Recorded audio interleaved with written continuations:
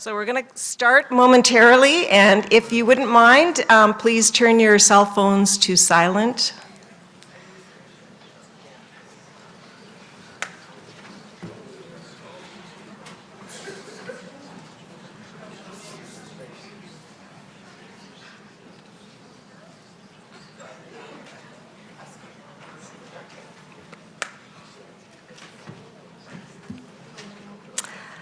Good evening. My name is Mary Pat Barry, and I am the Vice President of the Friends of the University of Alberta Society. And it is my pleasure to welcome you to the 2024 Henry Marshall Tory Lecture. Thank you so much for joining us both here in this room and also online via Zoom. In opening this evening's event, I must acknowledge that the University of Alberta resides on lands that are part of Treaties 6, 7, and 8. The ancestral home of the Cree, Blackfoot, Nakota Sioux, Iroquois, and Dene, and the Ojibwe, Sawtees, and Assiniboia nations, as well as the Métis Nation of Alberta. This land has been a meeting ground, a gathering place, and a traveling route for Indigenous peoples for centuries. Indigenous worldviews reflect the interconnectedness, interdependence, worth, and mutual responsibility of all people, creatures, and lands. Our topic tonight fits with this worldview so many of us share. Finding common ground is about strengthening the connections and sharing understanding, especially when our perspectives differ.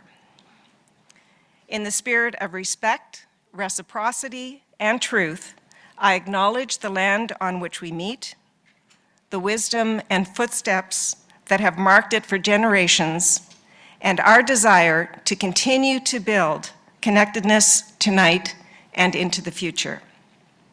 A bit of background. Now in its 81st year, the Friends of the University is a group of volunteers who work to link the university with the broader community. While our signature event is this lecture, we do a whole bunch more. We hold community-located lectures, in fact, much less formal than this, called Raise the Bar, which are held, in fact, at a bar.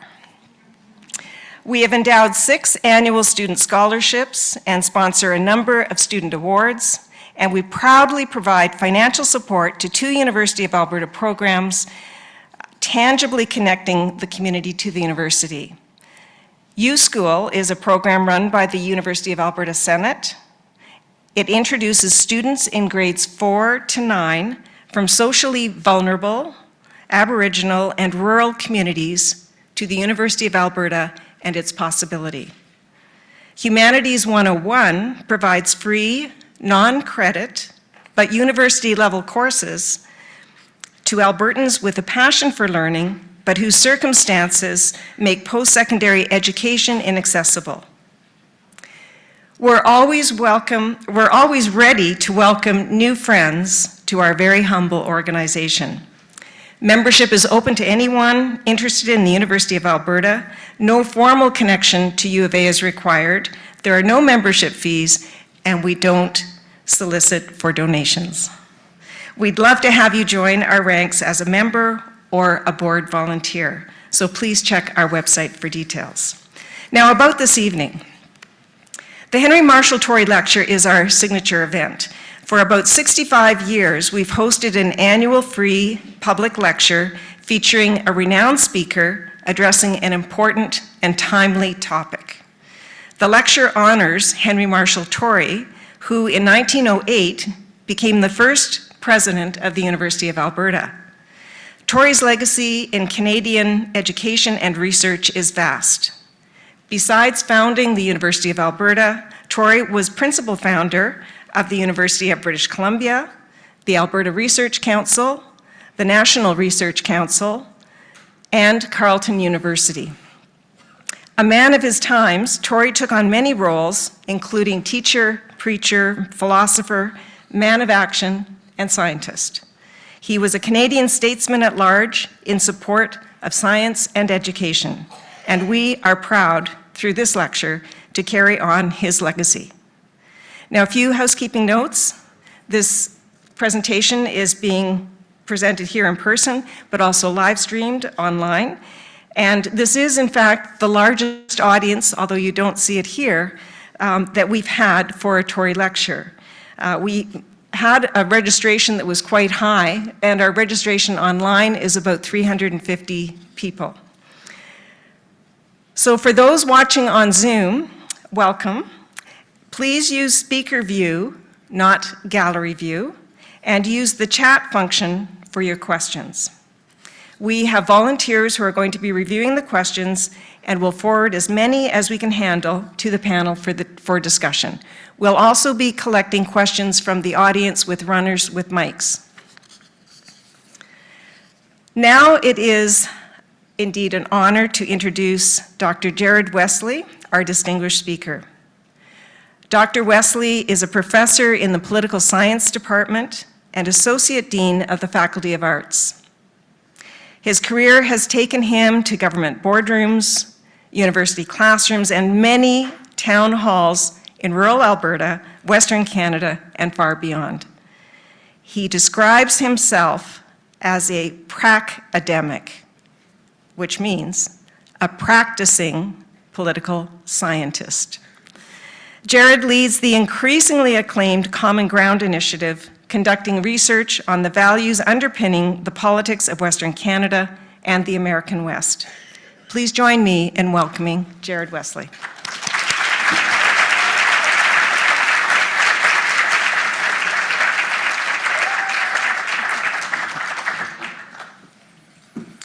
Thanks, Mary Pat. It's a pleasure to be here. I'm an alum of the University of Alberta. As my kids will tell you, I went here back in the 1900s. So it's absolutely an honor and a privilege to be here, to see so many friendly faces.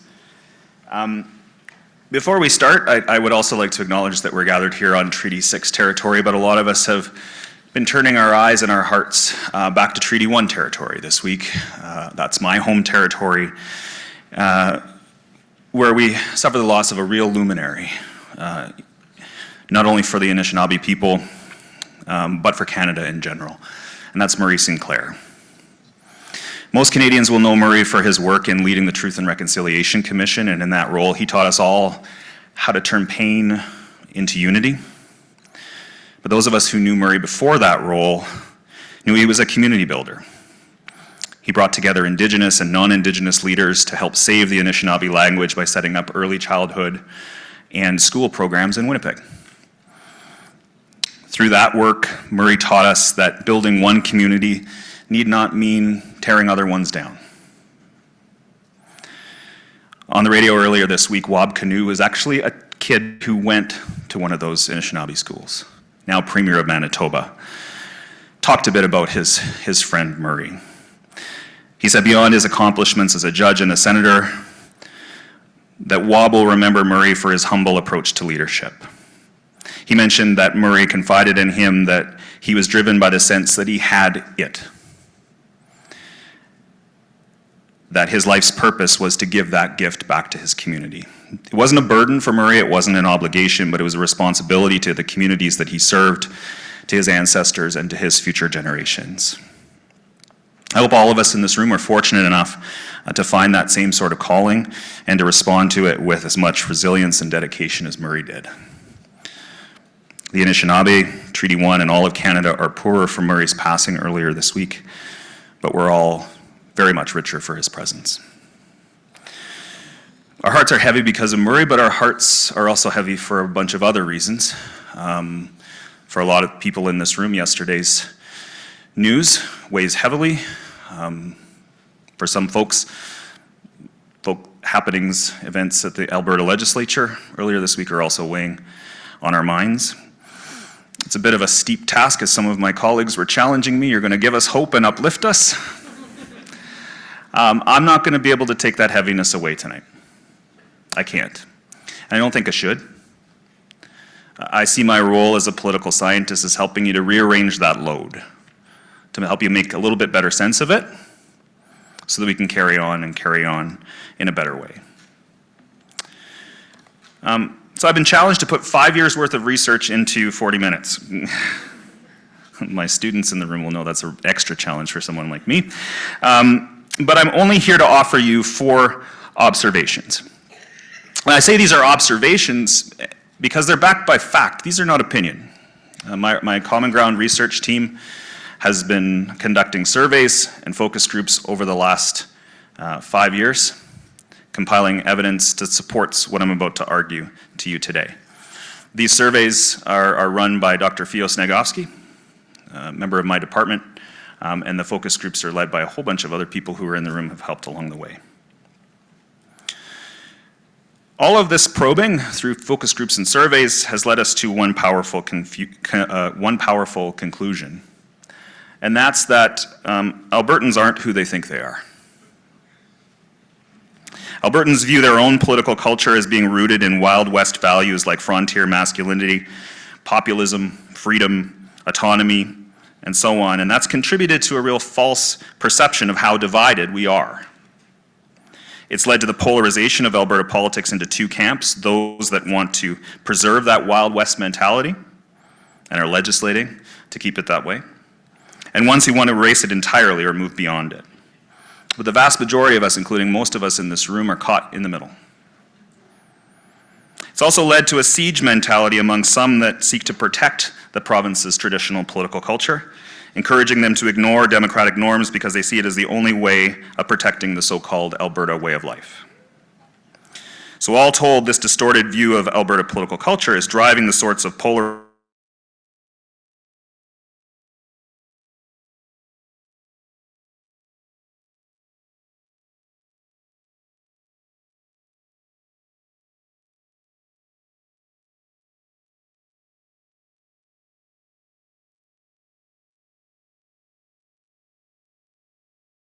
people in this room that Albertans are divided. Members of my team will tell you it took me a while to come to that conclusion. I thought perhaps that false sense of reality was actually, we thought we were polarized, but we're really not. We are. But we're polarized in a very specific way. We are polarized in partisan terms. It may surprise you for me to argue that that's actually a good thing. Because unlike other parts of the world where polarization is driven by ethnicity and religion and language, gender, partisanship is something we can change. Parties are something we can change. And I'm also going to argue to you today that polarization isn't in and of itself necessarily a bad thing. Right? Liberal democracy requires that we have some disagreements, that we channel those into free and fair democratic elections where there are actual meaningful choices on the ballot. But where polarization becomes problematic is when it seeps over into our personal lives. And we've got evidence that that is in fact occurring here in Alberta. So are we polarized? Yes, but not ideologically and not in terms of identity. I'll start with the first one, not in terms of identity. Our Viewpoint Alberta surveys show that if you give Albertans the opportunity to check a series of political identities, 8 of them you see listed on the screen, the most common response is moderate, followed closely behind by progressive and conservative. Not shown on the screen is the fact that 80% of Albertans, 80%, check both progressive and conservative. Delivered this talk in the United States one time and I swear people just, their heads exploded. How can you be both progressive and conservative? You can turn your mind back to a few years ago when we had a progressive conservative party, right, who governed here for 44 years, but it's become part of an identity, right, to be both progressive and conservative. When we push our respondents a little further and ask them, of those ones that you checked, which one is most important, we see that conservatism leads the way, but math wizards in the room will realize that these numbers don't add to 100, and that's because 40% of Albertans refuse to answer this question. They don't like being forced to choose. That applies, by the way, to choosing between being Albertan and Canadian as well. My point here is that Albertans are internally divided when it comes to identity, and they don't see a problem with that. They don't really see a problem with that. They actually see a problem with people forcing them to choose. Just to hammer home the point, Over half of the people who identify as conservative in this province are also progressive, and nearly the same number of progressives also consider themselves to be conservative. So if Albertans aren't divided into progressive and conservative camps like we see in the United States, then what about ideology? If Albertans were divided by ideology, and we asked them a question, where do you array yourself on a left-right spectrum from 0, far left, to 10 being far right? If we were really polarized ideologically, we'd see two humps, right? A cluster of people on the left, a cluster of people on the right. That's not what we see. Janet Brown calls this graph her middle finger graph. Trademark Janet Brown. Okay. But this is, I say that to show you that it's not just our data that shows this. Consistently, most Albertans place themselves at the middle of the political spectrum, somewhere between 4 and 6. Right? What's fascinating to me, though, is when we start to slice and dice the data, the types of variables that we would expect to see people separating into different ideological camps don't work. Whether we're talking about gender, rural versus urban, private sector versus public sector, generations, or levels and types of education. These are usually the things that divide populations ideologically. Not in Alberta, it's a matter of degree and not kind. I'm not going to suggest to you that the center in Hanna, Alberta is the same as the center in Edmonton. That's not my argument. But it does show a centrist tendency among Albertans. They don't like to see themselves as being on one side or another until you introduce that last variable. That's party identification. If you take a look at the division between people who identify as New Democrats and Conservatives, we find, somewhat disturbingly, that the separation between those two groups in Alberta looks a heck of a lot like the United States was in 2014. Now, the 2014 year was a really important one in American history. It marked the ascendancy of the Tea Party movement. They were about to transition into the Freedom Caucus. They were about to select Donald Trump as their presidential nominee. A lot of observers were raising alarm bells about the dangers of right-wing populism, its divisiveness, its anti-democratic nature, and its skewing of the policy agenda. All those things are starting to show up in the data from our Common Ground team. 2014 is also important because it was a year where a lot of Canadians were actually looking south of the border and raising alarm bells. One of them, Harvard University professor, former Liberal Party of Canada leader Michael Ignatieff, penned a piece that I encourage you to read called Enemies versus Adversaries. And in that piece, he made the argument at the time in the United States that we'd stopped treating each other as opponents, as adversaries, to be defeated at the ballot box, and started treating our opponents as enemies to be vanquished from the field of battle entirely. That was 10 years ago.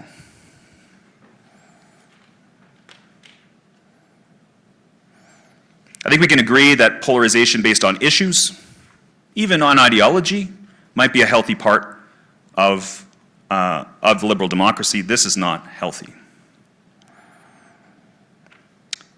And file this next question that we asked in a viewpoint survey as one of many where I wish we never asked it because it keeps me up at night.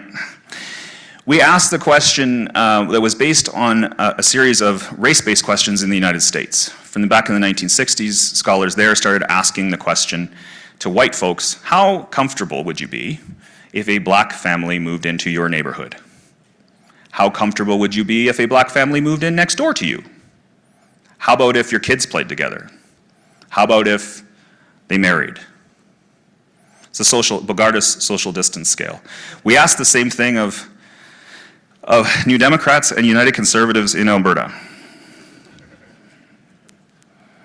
Only about 7% of New Democrats were comfortable with a United Conservative marrying into their family. Only another 13% would be comfortable with them being their friend, another 16 being their neighbor, another 19 being even in the province. We didn't give them the option of kicking United Conservatives out of the country entirely. The last one was a default response. Showed this to some of my conservative friends, and some of them were giddy. Look, we're far more accepting. Sure, that's a matter of degree and not kind. This is a problem. This is a problem. This is the type of polarization that's now endemic in the United States, and it is in our communities here in Alberta. That's argument number one. Argument number two is that policy is misaligned in Alberta. That reforms that are being made in the legislature don't reflect what Albertans want. They don't reflect Albertans' priorities. They also don't reflect Albertans' policy positions. And this is happening across a lot of different policy areas, right? A fixation on concentrating power in the hands of cabinet, which I'll talk about in a moment. Taking powers away from municipalities and imposing party systems on cities that don't want them. An obsession with court fights over climate policy when the vast majority of Albertans actually want to see action on climate change, and a plurality are in support of federal caps on carbon.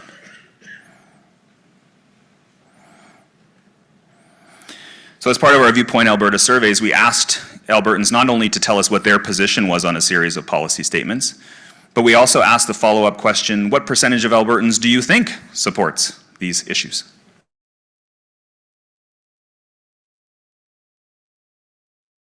Support for a policy, and the gold dots are the average that Albertans think supports this issue, the perceived mainstream on the issue.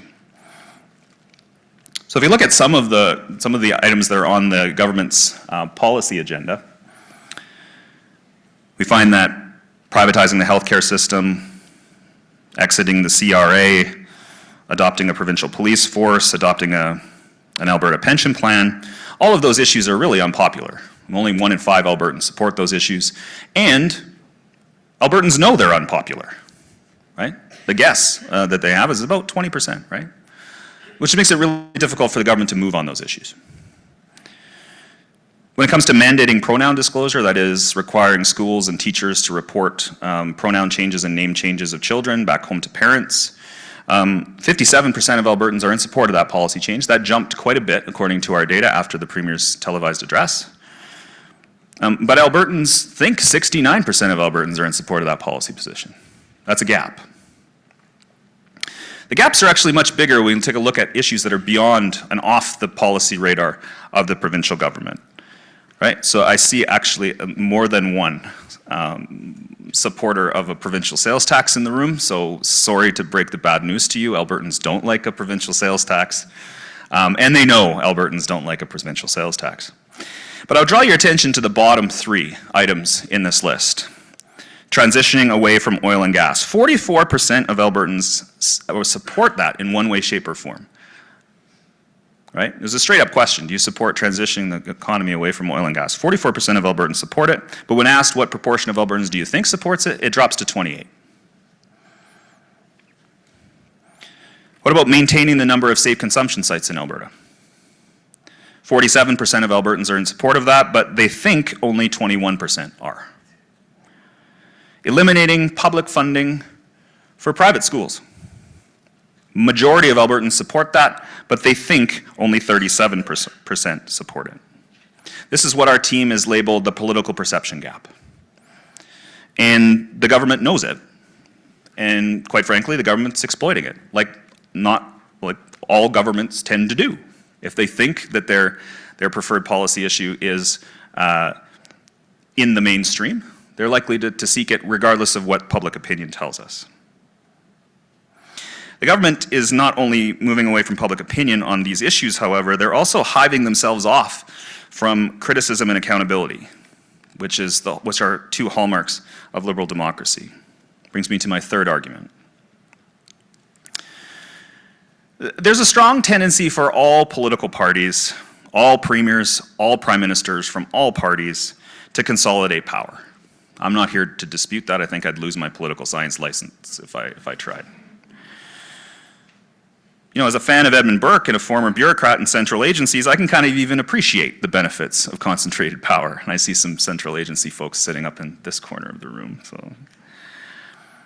But there's a key difference between concentrating power on one hand and snuffing out dissent on the other. The former has been a fixture of all political systems since time immemorial, but the latter, a hallmark of right-wing populism today, is antithetical to the foundations of liberal democracy as we know it. As scholar Casmuda reminds us, right-wing populists are not just anti-elitist, they're also anti-pluralist. Pluralism, the idea that society thrives when diverse groups and viewpoints are allowed to coexist and influence decisions, is also central to liberal democracy. But right-wing populism often erodes this pluralism by undermining the institutions that protect dissent and by framing opposition as unpatriotic and even illegitimate. I don't have time to document all of the UCP government's democratic sins. I've taken the time to do that. You can find it freely online. Google me and UCP, you'll find it. But it's important to note that these offenses are not matters of opinion. These are documented, and in some cases, ministers and the Premier are on record as saying this is why they did what they did. Investigations have produced evidence. United Conservatives have been caught on tape admitting to some of this stuff. It's also important to note that these did not occur in isolation. If it was one or two of these items, most governments are guilty of some sins at one point or another. But this is far beyond a pattern, it's become a problem. And these anti-democratic attitudes are showing up in our Viewpoint Alberta survey data as well. Again, file us under questions I wish we didn't ask, because they keep me up at night. We gave them a statement. Sometimes the people need to use force to take back their democracies. Over a third of Albertans agree with that statement. Violence is sometimes an acceptable way to express disagreement with the government. 16%.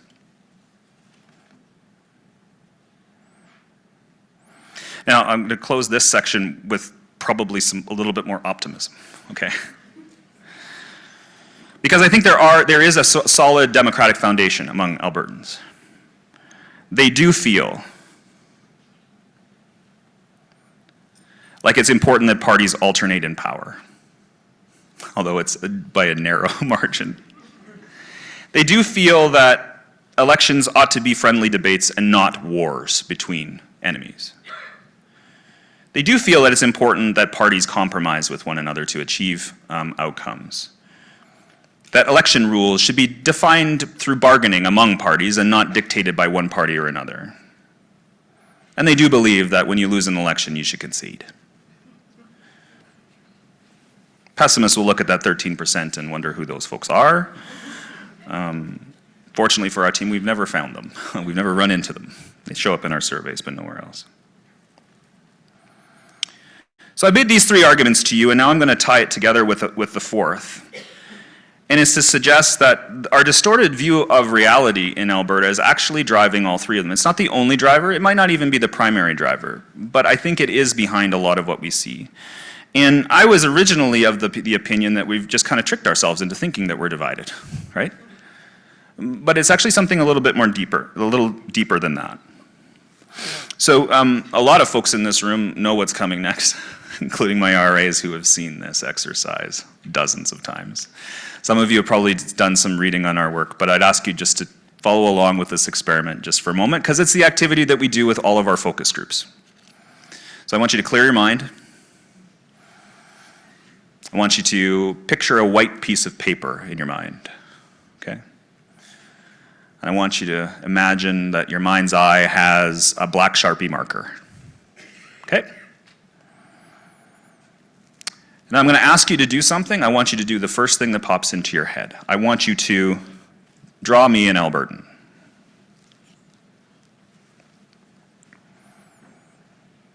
All right? An Albertan might be holding something or wearing something. It might be holding something or standing in front of something or behind something. Did this exercise in Saskatchewan once. Do you remember that? And somebody drew a stick figure standing next to a tree in a lake. I said, what's with the tree and the lake? It's the only tree and lake in Saskatchewan. All right, you got that person pictured? I want you to name that person. What's the name of the person you just drew? All right? Now, if you're like one of the 500 or so people that we worked with in 125 focus groups in 13 communities across this province, you drew something that looks like this.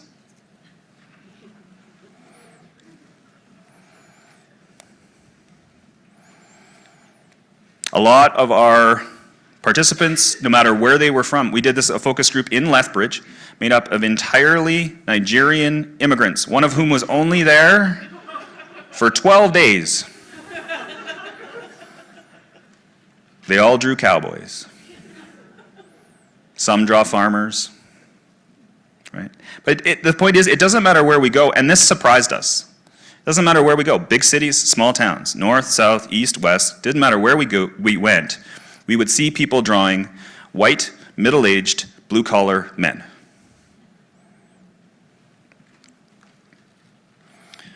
You can see the statistics here on the board. Men were drawn far more often than women. Farmers, cowboys, oil workers were the most commonly drawn in terms of occupation. And the most common name that was chosen for the Albertan was Joe. But in another surprise, as we were doing this, we found that it was actually an interesting exercise in community building, because our participants soon realized, including rooms full of all women, this doesn't look like the Alberta that I live in. I did this activity at a conference in Banff, and one of my colleagues burst out laughing at the back of the room when I gave this part of the presentation.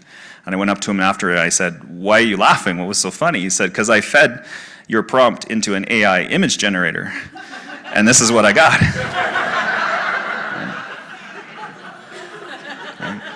So for folks that don't know how image generators work, they scour the internet for common images, and then they give you back what they see.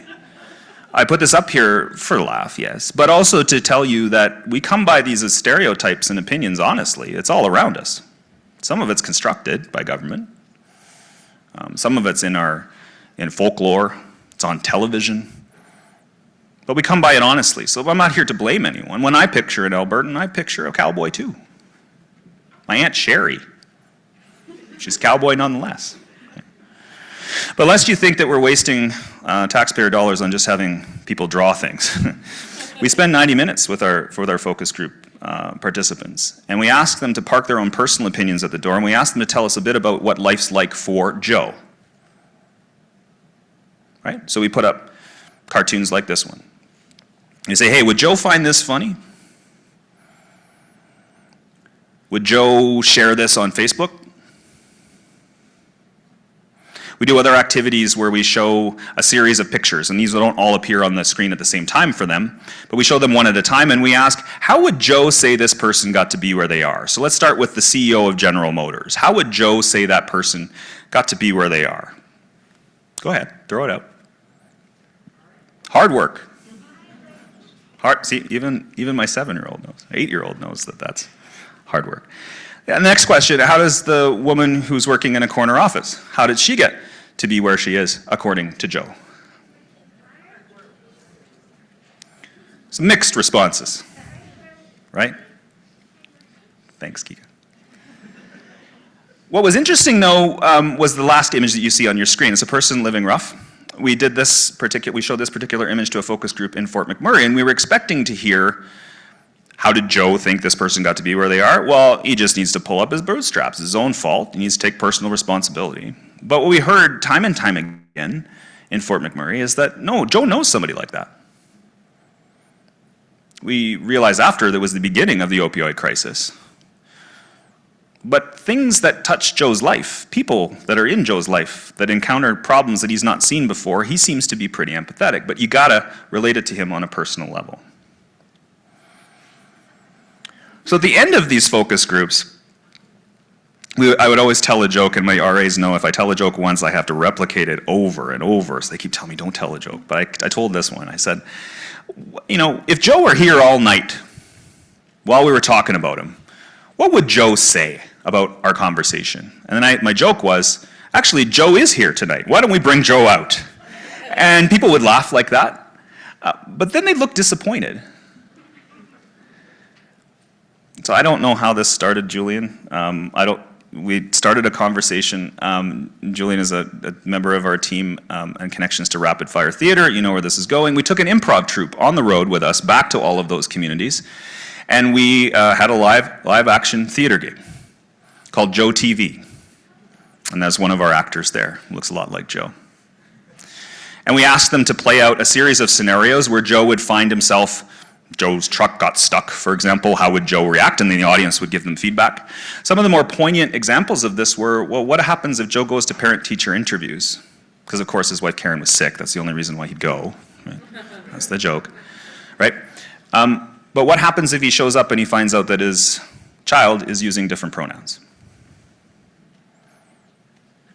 It starts to get quite serious. And we have in-depth conversations about how the typical Albertan would react in a situation like that. We called this summer our Getting to Know Joe tour. We were digging beneath the stereotype to figure out some of the common values that unite all of us, whether we look, sound like Joe or not. What we found through all of these activities is that Joe has a certain political mindset that is our political culture. Because as I'm about to show you, what Joe thinks is feasible, what Joe thinks is possible or good, is what we think is acceptable.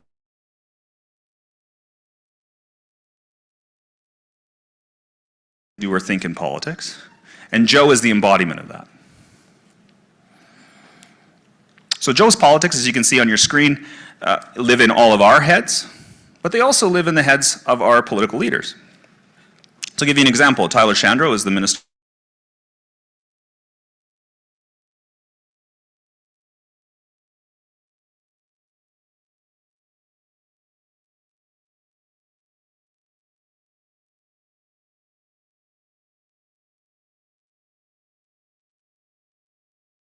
wearing a mask. This is November 2020. And they confronted him and said, you've seen the science that masks stop the spread of COVID-19. You've seen the public opinion polls, and ours included, that show that Albertans were in favor of a province-wide mask mandate. Tell us, Minister, why don't we have a province-wide mask mandate? And Chandro's response went viral for a couple of days. I don't know if you saw it. He said, I know all of that, but what do I say to the guy in Cold Lake? Who's the guy in Cold Lake? That's Joe. Sometimes politicians will create these personas. Those of you that are long in the tooth like me, Ralph Klein invented Martha and Henry, the severely normal Albertans, right? But sometimes these folks are just playing around in the back of our minds. It's not just them. Although I would point out, however, that there are a bunch of other people from Cold Lake that we could be thinking about.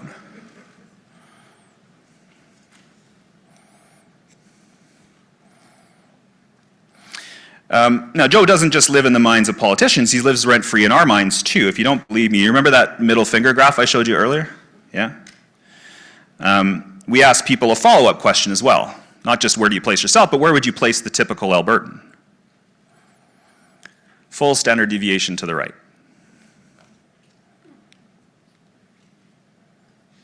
Who is that typical Albertan in our minds? It's Joe. We see Alberta to be far more conservative than what it is. It shows up in the graph I showed you earlier, right? The gold dots are where we think Joe is on these issues. Our team took it one step further, and we asked ourselves, how accurate is this? Like, are there more Joes walking out there than other people? Fortunately, we have census data.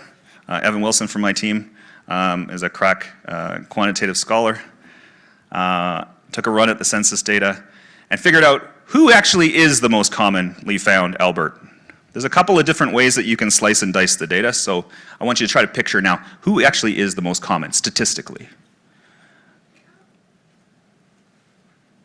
It's Jane and Connor. That's who we come to call them. Jane, they both live in Calgary. Not surprisingly, Calgary is the biggest city. That's where you'd find the most common person. Jane is a millennial. She's a single mom working in a pink or a blue-collar job. She makes less than $50,000. Connor is very similar, although he's single, no kids, making about the same amount of money. Connor, you could argue, looks a little bit like Joe, but he's not from a small town, like 95% of Joes are, according to our drawings. You slice and dice the data the other way, actually, you come up with the 6 most common clusters. For example, we find that 2 out of the 6 are actually first-generation immigrants. When we have the focus group discussions about Joe, Joe's always like a 4th or 5th generation Albertan, back as long as it goes, right? So we don't actually look like this. And this distortion between who we actually are and who we think we are is driving the types of partisan division, policy disalignment, and democratic backsliding that I talked about earlier. And that's because Joe is polarizing. He divides us. The political perception gap will spawn a spiral of silence among left-leaning politicians and citizens, thus exacerbating that policy disalignment. Deliberately or not, consciously or not, the government is exploiting that political perception gap, creating a disjunction between public opinion and public policy. Affective polarization around Joe is also creating space for democratic backsliding. If you think that your opponents are an enemy, you're willing to forgive a lot of democratic sins. But these things are not normal, and they're not innate to our politics. The divisions I mentioned to you before are not ascriptive. Misalignment is not inevitable. Backsliding is not irreversible. We're choosing these paths, or at least we're choosing leaders that are choosing these paths for us, and we can choose our way out. We can fix these problems by examining the one at the main root of the problem, as I mentioned before, Alberta's distorted view of themselves. If Albertans can come to realize they're more diverse and more moderate than they think they are, and if they come to realize that they have common ground in respect for pluralism, we can solve some of these issues. So how do we go about taking those next steps? Let me start with closing the perception gap. Research shows that people that are aware that a political perception gap exists are likely to change their attitudes and behavior. So let's start spreading the word about who Albertans actually are. You can start with our Substack. Go to commongroundpolitics.ca and sign up for our newsletter where we provide you with this kind of data. We also have a page devoted to other studies that are talking about public opinion in Alberta. You can invite folks from our team to come and present in your communities. I was just down in Lacombe on Monday night talking about these issues. There's interest in this across the political spectrum and across the province. We have a lot of our participants who go home and they'll write us a few days later and said, I went home and I had my husband draw me an Albertan. And it was funny, he drew exactly what I thought he was going to draw. Right? And the follow-up conversation that they had was actually quite productive. They started talking about the difference between who we think we are and who we are, and how that might inform our politics. I think we also need, those of us that are a little reluctant to call ourselves Albertan, might need to start stepping up and calling ourselves Albertan. I celebrated my Albertaversary 2 years ago. That's the date at which you've lived in Alberta longer than where you came from. But it's only recently that I started using the word Albertan to refer to myself. Until more of us who don't necessarily sound like Joe start doing that, things aren't going to change. We also need to focus on empathy. This is important to combating the type of factionalism that we see in Alberta today. Factionalism defined by this notion that we should take the interest of our small group ahead of the broader public interest. Here I want to make it clear that no one on our team is saying that we should erase, cancel, or marginalize Joe. That's not what I'm arguing. But there are people out there who want to do just that. These are the folks who refer to their own political opponents and to folks like Joe as hicks, baskets of deplorables, or garbage. It may seem like that's an easy political point, as we've seen south of the border. It's actually not. This sort of rhetoric's not helpful, and neither are the attitudes that are behind it. When we say things like we need to empathize with Joe, We need to understand how the forces of globalization have him feeling like he's left behind, for example. We often get accused of coddling extremists or platforming people with privilege. As one of our counterparts in the United States, Anand Giridharadas, put it in a podcast once, somebody came up to him and said, "What do you want me to go and hug a Nazi?" Anand's response was, "Well, don't start with the Nazis." But why not start by realizing the people that disagree with you aren't all Nazis? I refuse to believe that 51% of Americans are Nazis. We need to better understand these kinds of things. A lot of us walk around after yesterday going, "I don't understand how anyone could possibly vote for that guy." Yeah, well, guess what? That's on you, that's not on them. I mean, I'm fortunate, I get paid to try to understand this stuff. But at some point, if you don't understand something, you might want to try to understand it, right? And part of what our team is trying to do is to build that kind of empathy by supporting youth exchanges. This is an idea that's budding among our group. We used to send youth from Western Canada to Quebec, for example, in the aftermath of the 1995 referendum because we thought it was a matter of national unity. Well, the heck aren't we doing that here in Alberta between rural and city environments? You can also explore our Common Ground toolkit, which we soft launched yesterday. If you go to our website, click on the toolkit link at the top of the page, you can see some of our efforts in tandem with municipal politicians and staffers across Alberta to try to define what is acceptable in democratic dialogue and discourse in this province. And we're trying to give folks, as a start, a lexicon for calling out things like ad hominem attacks, gaslighting, false dichotomies, to try to give people a common language to call out not only when somebody else is doing this, but when we're doing it ourselves. Our team started this exercise thinking, oh, we're going to call out a lot of people that are on the other side of the aisle, if they are on the other side of the aisle. We found that we were finding that we were catching ourselves with some of this stuff too. So tune into our toolkit. The last thing I'll say is that we need to engage. Seems counterintuitive, I just told you parties were the problem. You need to join a political party. And guess what? Tens of thousands of Albertans are. Here's a stat. There are more Alberta New Democrats, card-carrying members of that party, than all other provincial parties outside the province combined. There are more card-carrying Alberta New Democrats than there are all other provincial parties combined. And the same is true for the United Conservatives. This gives me hope that people are engaging because sometimes they do like what they see, sometimes they don't, and they want to try to pull these parties back into that moderate position. I'm optimistic. You should too. I think it's also important for our team to meet with you again. So we're hosting a series of engagement sessions in the new year. There's a link on our website, commongroundpolitics.ca, where you can go to sign up and indicate your interest. We'll come to your town, we'll come to your city, and we'll talk more about what we can all do. And you can also join us on social media. You can join us on Twitter or X for now. We're still up in the air on that. We'll see how that platform performs over the next little while. But I want to close by thanking all of the members of my team. My co-leads, Theo Snegoski, Michelle Morato, and Jillian Harvey, without whom we couldn't have done this, couldn't have put this project together. The over 40 research assistants that we've worked with over the last 5 years, many of whom are in the audience today and some of whom are joining us online.